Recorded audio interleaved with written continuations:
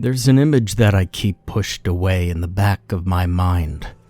Occasionally, it makes its way out and I could see that horrid face once more. My limbs go numb, and I could feel my throat begin to tighten as every grotesque detail can be seen in my mind's eye. No matter how hard I try to suppress it, there's no way to fully forget pure evil. I raised my children myself. My wife had passed away in a car accident. She had been hit by a drunk driver running a red light. My daughter, Elizabeth, was 7 at the time, and my son, Nicholas, he was only 4. And to this day, the greatest challenge I faced in life is having to tell them that their mother wasn't coming back home.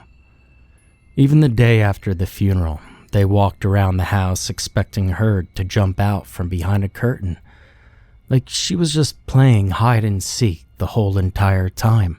I don't know. Perhaps it was due to their young minds being unable to grasp the loss of their mother at the time. But I feel that they just didn't want to believe it. After I received her life insurance, I decided that we needed to move to a different part of our neighborhood. I wanted the children to still attend the same school and to have the same friends, but I couldn't stand the bad memories I had in that house. And hardly a night went by when I didn't cry myself to sleep with my hand feeling the empty spot beside me. It took a few months, but we eventually adjusted. Sometimes, when they were playing in the backyard, I would catch myself staring at my wife's portrait on the mantel above the fireplace. A smile would cross my face, and I would feel a tear run down my cheek. At this point, I no longer cried from sadness, but from happiness. See, I'd finally accepted that she was in a better place, and our lives were going to get better. But all of that changed the day I saw it in the woods behind our house. When we switched houses, we moved into one on the edge of our neighborhood. It was in a cul-de-sac directly across from one of my children's friends. Not only was it a great social location for them, but I also desired a small bit of isolation for myself. I would still have my own companions over for a drink, but I did enjoy just sitting on my back porch watching the birds fly around the trees in the backyard. The trees went on for what seemed like an eternity, giving me a feeling that I was the ruler of an endless domain that started in my backyard. One day, while I was sitting in my chair with a bottle of beer in my hand and a book in the other, I heard Elizabeth call from the edge of our lawn. When I asked her what she wanted, she turned to me with wide eyes and a trembling hand outstretched and pointing toward the woods. I strained my vision to try and find what she saw, but I was unable to. I rested my book and drank down on a nearby table and walked across the grass to meet my daughter. I placed a hand on her shoulder and pulled her close, and I did my best to comfort her. "What has got you so scared, darling? Is there a fox or something out there?" With her head still buried in my side, she shook it violently and continued to point.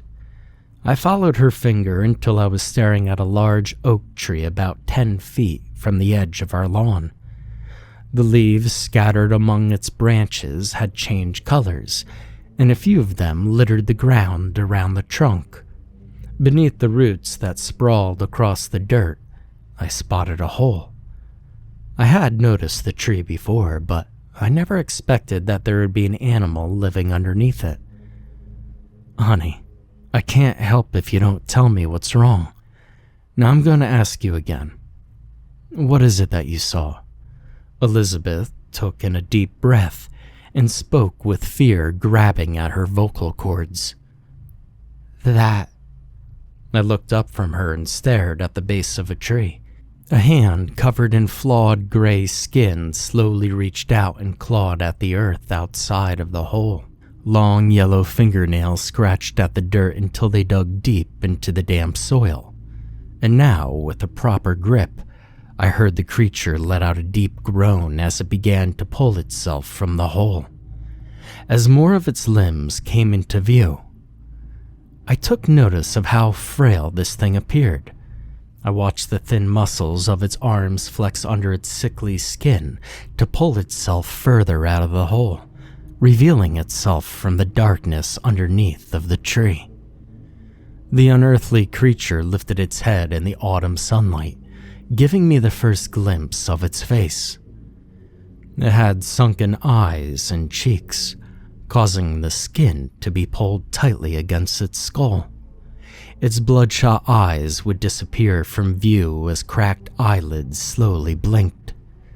Greasy lumps of dark gray hair hung over the sides of its face and down the nape of its neck. The individual vertebrae of its spine pressed under its skin, shifting in a grotesque fashion as the body moved. I stood motionless in complete and utter shock. I could no longer hear the birds chirping or the wind in the leaves.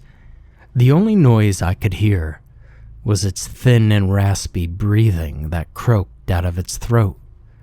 My daughter's hand had gripped my shirt and squeezed it tight. I could feel her shaking me, as if she was trying to tell me something, but I couldn't hear her. My ears soon filled with the piercing shriek that erupted from deep inside this creature as more of its body became exposed in the sunlight. As it continued to scream, the body shook violently and limbs moved unnaturally. Now, to this day, I'm not sure what made me grab my daughter and run, but I'm thankful that something finally made me move. Before I knew it, I was inside and had slammed the door shut. I turned the deadbolt and threw the latch at the top of the door. As I kept my eyes trained at the edge of our lawn for it to crawl into the grass, I yelled at Elizabeth to go grab my gun from the drawer in my nightstand. She left and soon returned with the weapon grasped firmly in her hand. I took it from her, and I quickly disengaged the safety. I cocked it and stood at the ready to unload every single bullet into this hellish monstrosity. As I stood guard, I instructed my daughter to call the police, tell them to send officers out here. 2 squad cars arrived in less than 10 minutes. Now, it was no coincidence that I bought a house within close proximity to the police station. As I followed 2 officers towards the edge of the backyard, all 3 of us with our weapons drawn, another stayed inside with my daughter. Although they approached the tree without much hesitation, I kept my distance knowing what lurked inside that dark hole. With their weapons trained on the opening, one of them retrieved the flashlight from his belt and flashed it inside. But what they found was nothing. They stuck their flashlights all the way inside until they could see every inch of that burrow. There was nothing inside of it. There wasn't even a single trace of something ever being in there. Now, the first thought that jumped into my mind was that they would think I was trying to stage some kind of hoax. However, they simply told me to keep an eye out for the creature again, and to call them if I saw it. They also recommended that I keep a camera on me on the off chance that I could snap a picture of the thing. After comforting my daughter, they left us alone in my house. To this day, I'm convinced that they remembered my wife's death a few years prior and thought it best to not try claiming that I was running a prank on them. They probably figured that I had had enough trouble in my life and that there was no need to fake something like this. Now, 4 years passed without me ever seeing any sign of it. Whenever it reared its ugly head again, it was in a way I had not even imagined. Now, my daughter had just turned 11, and I permitted her to have some friends over for a sleepover. I took the trouble to push all the furniture in our living room to one side and make a large area for them to put their sleeping bags down. I told Elizabeth that I wanted them to sleep inside, because there had been sightings of coyotes around the area. But she didn't seem to buy it. She knew the real reason why I didn't want them outside at night, and she didn't disagree with that one bit. While I spent the night with Nicholas in our media room watching a movie, I would occasionally hear the girls laughing or letting out a playful scream. I tried telling myself that the screams were only due to some stupid game, but my mind tried telling me that something else could be the source. After the movie ended, I carried my boy upstairs and I tucked him into bed. Afterwards, I peered from the railing of the stairs at the girls asleep on the living room floor. They had arranged themselves such that they were around a toy lantern. With sleep pulling at my eyelids, I retreated to my room, and I fell asleep. The next thing I knew, I was awoken by the sound of glass hitting the floor, and my Elizabeth screaming. Instinctively, I grabbed the gun from the drawer in my nightstand, and I ran down the stairs. As I bolted into the living room, I noticed empty sleeping bags scattered around the floor.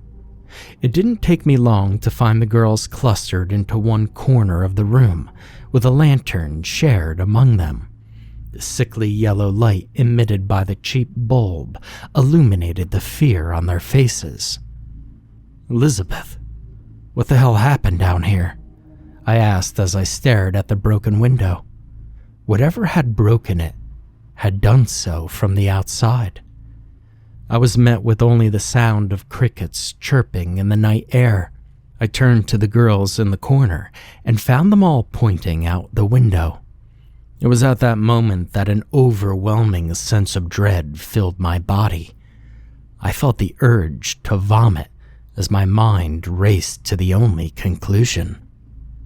It had come back. I bolted to the back door and threw it open. As I ran out into the backyard, I yelled at the girls to call the police. My bare feet slammed into the ground as I sprinted full force towards the forest at the edge of our lawn. By the time I reached the edge, the ankles of my sweatpants were soaked with dew. Cupping my hands around my mouth, I hollered my daughter's name. The only response I received was my pain-stricken voice echoing back at me. I took in a deep breath and prepared to call for her once more when I stopped. Crawling under a bush, just a few feet away, I saw its face for the first time in years. In the milky glow of the moonlight, it slowly clawed at the ground and pulled itself out from under the bush. With each small movement of its appendages, I could hear the cracking of joints and dry leaves scratching against its leathery skin.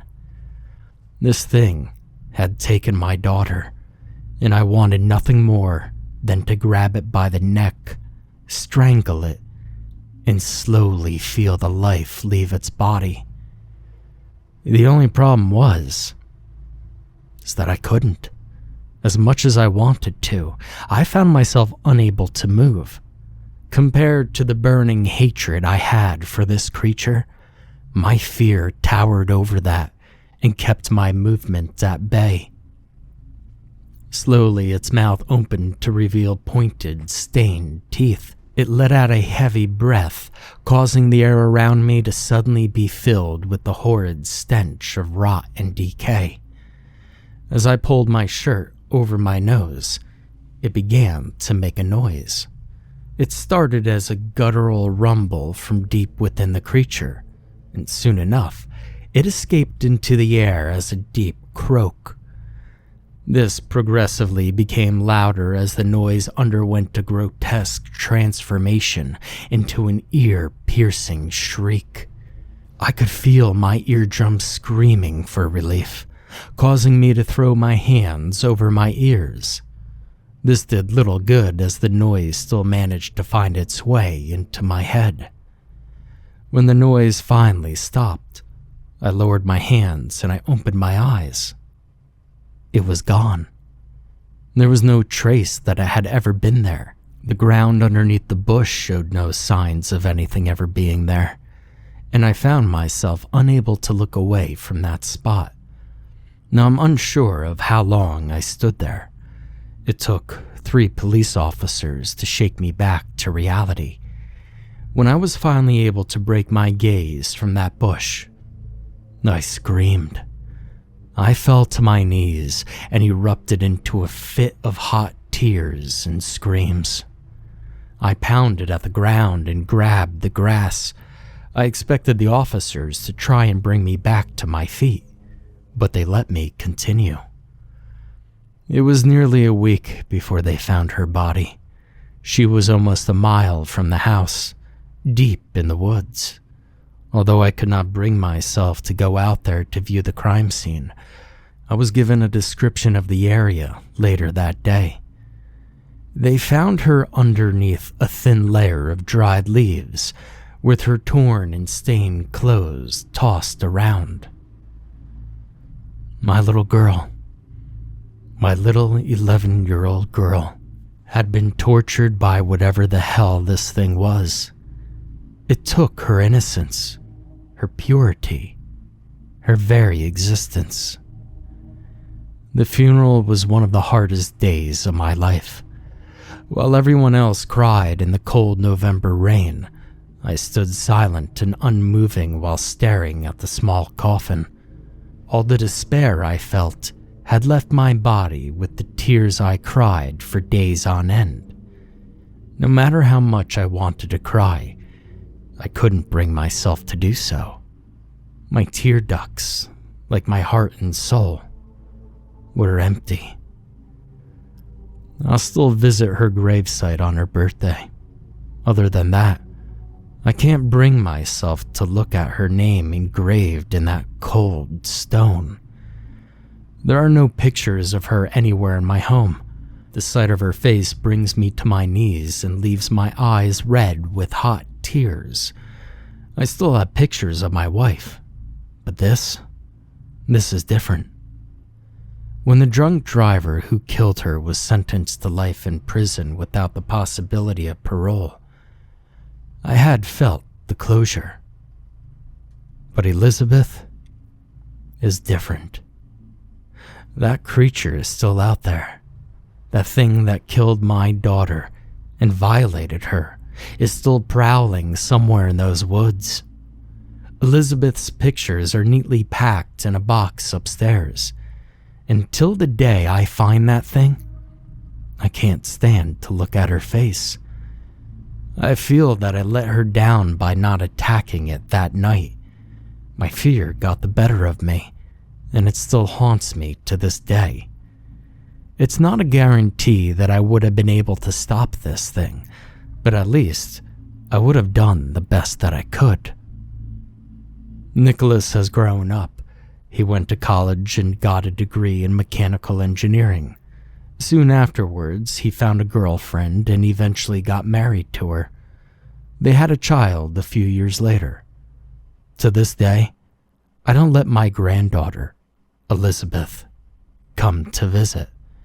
I fear that it will rear its ugly head once more if it knows that she's here. Sometimes, when I'm laying in bed at night, I think I hear something in the woods. It's always faint, and almost to the point that I think my mind is playing tricks on me. However, I'll listen closely and make out the words that this creature is uttering with its deep, raspy voice. Comus rape, Comus break, sweet young virgin's virtue take. Naked flesh, flowing hair, her terror screams, they cut the air, but no one hears her there.